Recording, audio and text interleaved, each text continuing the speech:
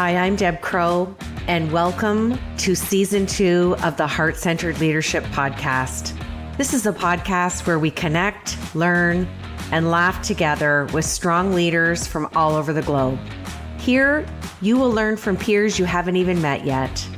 You will gain new tools to add to your leadership toolbox, because whether you're a C-suite executive or a first-time entrepreneur, we all contend with challenges, and there's always room for improvement if we choose to seek it. So please, pull up a chair and listen in. This is the Heart-Centered Leadership Podcast. You know, I continue week to week for my journey around the globe to find heart-centered leaders, and they're dropping out of the sky now. They're coming at all angles. It just allows me to pause in gratitude for how many amazing men and women that I'm meeting around the globe who deem themselves a leader, but even more so through their behavior and their heart. So let me tell you about an amazing heart-centered leader that has crossed paths with me. I'm going to introduce you to Diana Cutaia. She has founded Coaching Peace, love that name, in 2012. But really her work started in this realm, I'm going to say, 20 years earlier. Her clients today range from school districts to national organizations to global companies. And her focus is coaching peace. And in Coaching Peace, she creates a positive and safe culture that empowers its members to lead with empathy and understanding. I couldn't think of a better person to have on the show. So Diana, I'm so happy to have you here today. Welcome. Deb, thank you so much for having me. I really appreciate this. I'm so excited to have our conversation today. It's just listening to some of your previous podcasts and guests. I feel like I found a wonderful community. It's a wonderful community and, you know, no pun intended, just a wee bit of heart going on here. You are in good company, my friend. Right. Absolutely. Okay, my first leadership question, without a shadow of a doubt, I love the name of your company, Coaching Peace.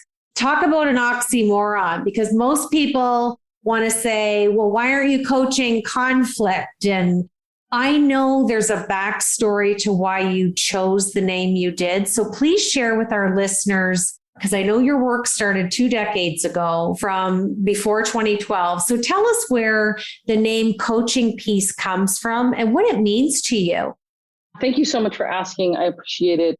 You know, for me, this started 20 years ago. My career was in coaching. And I remember, and I mean athletic coaching, so sport coaching.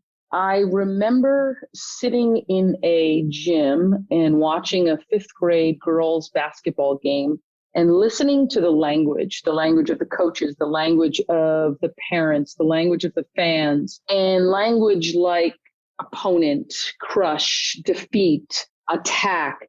You know, in the United States, we had just invaded Afghanistan. It felt like nobody was talking about that. And there was this desensitization to it in some ways. And I was listening to that game and I thought, of course we're desensitized to it because we're coaching it. We're coaching conflict. We look at everything adversarial. And I thought, in order to make something a reality, there has to be intentionality around it. We have to actually put effort, focus, and intention around that. And I wanted to do that. I didn't quite know what that would look like, but I wanted to really explore it and happened to start my master's degree a couple of years later. And I thought, well, I'm going to do this for my master's thesis. And I did it. And it kind of sat on the shelf for many years until I came back and realized, like, this is what I want to do. This is actually, I want to be out there. I want to coach peace. I just paused there for a minute because when we hear the word peace, for me, as an executive coach like you, I'm a yoga teacher, it just makes me stop, take a breath and go, okay. It's what I like to call intentional reflection. And I love the way you've spun conflict and the languaging that you sat and observed during your sport coaching. It's, to me, I'm always taken back with people's stories on the show. Sometimes we don't see what's right in front of our face till years later. Thank goodness you took that thesis off the shelf and put it into practice. I know. And what changes we've made and have had over the years in the process of that has been fascinating. It's been a learning journey for myself, as well as, the clients that I work with. It's an amazing niche that you've tapped into, wrapped your heart around, and now look what you're doing globally. It's magnificent. Congratulations. Well, thank you. I appreciate that very much. Okay, second question. You've listened to me on previous podcast. Question that is near and dear to my heart. The name of the podcast, permanent residency on the show. What imperfections does Diana bring to her heart-centered leadership? I don't struggle by any means with being able to be heart-centered with others. I've learned over the years to be far more open and vulnerable with others. I do not subscribe to the idea that there is perfection in any ways. So the imperfection for me just feels like being human. But for this, I think finding ways to show myself that same heart-centered kind of values and kindness at times, I think is the thing that I'm always, searching for and struggling in. It's a practice. It's not an outcome. So how I am continuing to do that practice helps me inform others on how to do that and learn from others as well and how they do. I come from the medical rehab world, and you're so right. We frame the languaging of that practice as our activities of daily living. For me, it falls into some of my heart-centered leadership qualities that I talk about. And the mood one is, what do you mean the ability to fail forward? That's humbling. That's an activity of daily living. That's okay. Hey, I showed up. I started. I tried. I failed. I sucked. I'm going to laugh at self and I'm going to try plan B. And it's so funny that leaders are finally realizing this has place in their arsenal. Absolutely. I mean, I always say that failure is the only honest feedback that we'll ever get. It is the greatest tool that we have to be able to be our best selves. It gives us all the information that we need. So I really embrace it. It's a great tool. Anytime I get an opportunity to mentor someone younger than myself, I always put that as one of my top 3 things. When they say, what can I learn or what can I expect? Expect to fail, commit to fail, because it's going to be inevitable, and join me on the intangible reality highway, because there is no perfection. It's, we always talk about the best weight loss is losing that of other people's opinions. And it saddens me that many people don't get there till middle age. So I'm hoping our up and coming generations get on that diet quicker than I did. And our life experiences, there's so many different areas of our life that contribute to that. But it's what you said, we have to be evolving human beings. We're not our title. We're not our business. We're not a stature. We're not roles and responsibilities. We're people, and we're people with heart. And it's so fun at the end of the day.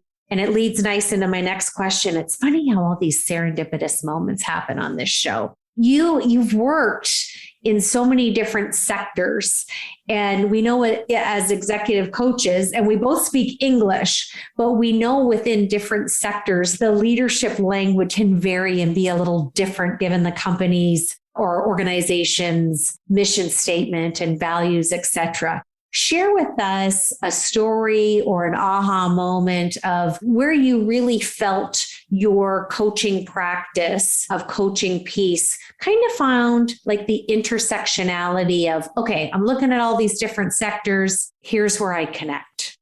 We use juggling in a variety of different ways as a way of kind of having a visceral experience that helps folks really understand some of the concepts that we talk about. And I remember doing a workshop for high school football coaches.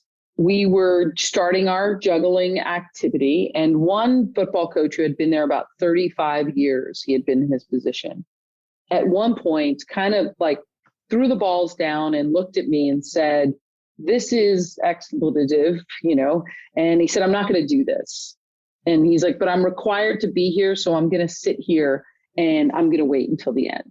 he sat there and he kind of mocked his other teammates in various ways, and nothing that I needed to intervene. Like, people were laughing, he's like, oh, you can't do that or this. And then everybody was done and everybody seemed to have a good time. And we sat down and I said, so what did you gain from that activity?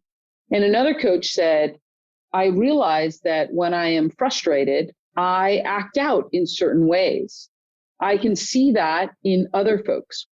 When they feel like they don't have the skills they need at times and the resources, they act out. And we look at that as a behavior we have to manage, as opposed to how can we support them and help them and give them space.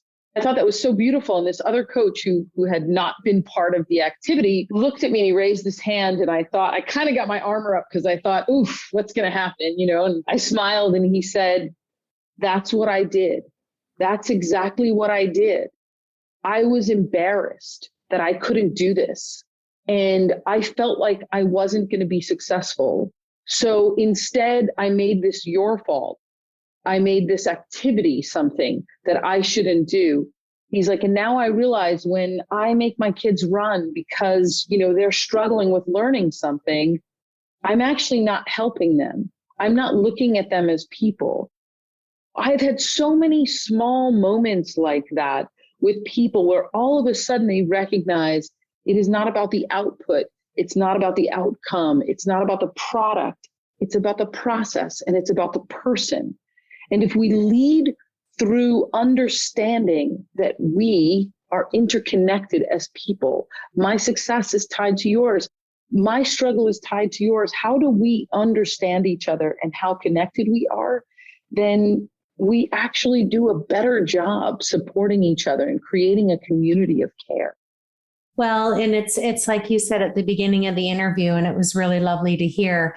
This is a community pulling heart-centered leaders together to talk, and the commonality of these beautiful discussions that I get to have with people like you, and those aha moments, even in the beautiful story you just shared. I think that's courageous. I think it's vulnerable. I think it allows somebody to wear their heart on their sleeve and be transparent. And I think there's generational value for some people in their leadership. So just a lot to unpack there. And I really thank you for sharing that. And that must have been such a meaningful moment for you as a coach. I think we have so many opportunities and we don't sometimes reflect on them.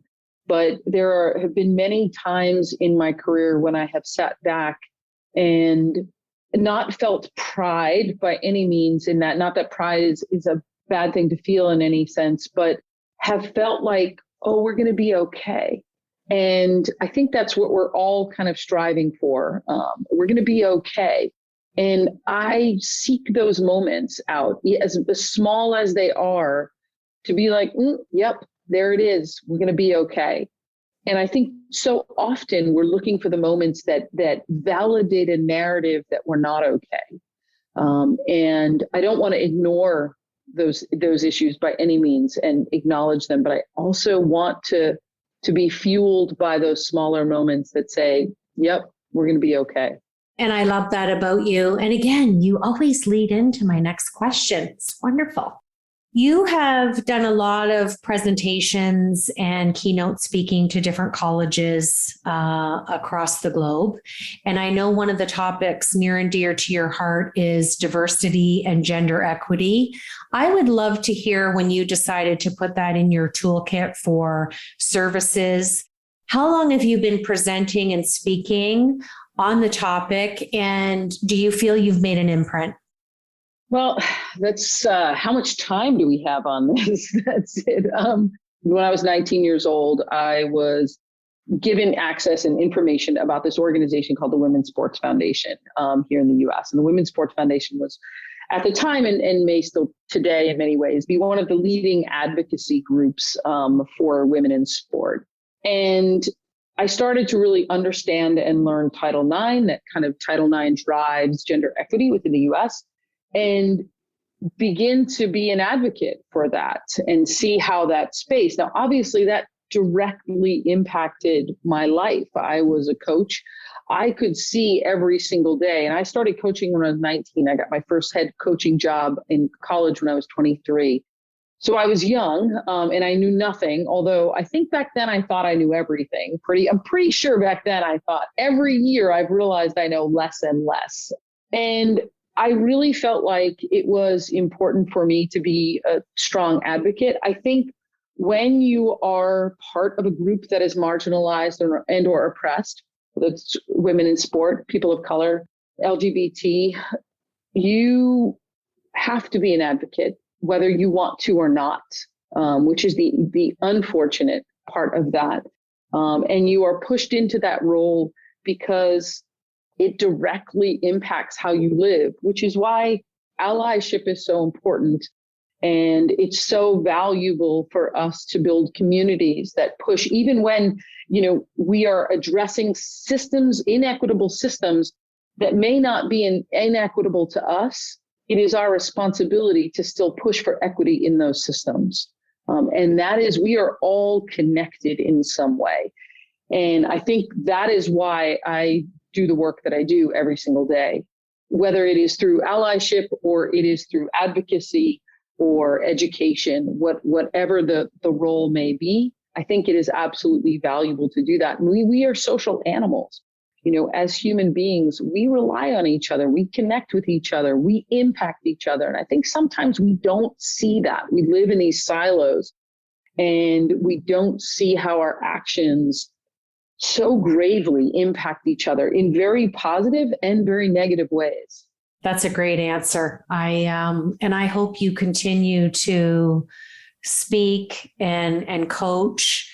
And there's already 2 guests that have been on the show that I'm going to introduce you to afterwards. It's the other joy of having this podcast and hosting it is I feel like I'm globally connecting so many amazing people together. So stay tuned for that. I'll chat to you about that offline. Okay, I'm going to switch to my Fab 4. These are just 4 fun questions. I love to know what's sitting on the top of that brilliant mind of yours. First question, tell us something that we don't know about you. Well, I think one thing that you don't know is that I have been an entrepreneur at heart since I was very young and always wanted to the point where a good friend of mine, Vicky, and I, when we were in the 4th grade, used to charge anywhere between 10 cents and 25 cents for us to write your name in bubble letters on a piece of paper, and then we would sell it to you. I don't quite know why that was in the 70s, that were early 80s, that was marketable, but it was. And then my first foray into the entrepreneur world is I sold encyclopedias, and I worked really hard at it, and I sold one to myself. That's where I was. Hey, and look at where that beautiful journey has led you to today. That's awesome. Second question, share with us a book that really became an heirloom memory for you that really left a momentum or you've engraved on your heart. Like it was just a life-changing book, whether it's a personal book or a book you read for business. Which is the book that comes to your mind first? I believe it was 7th grade, but it may have been after that.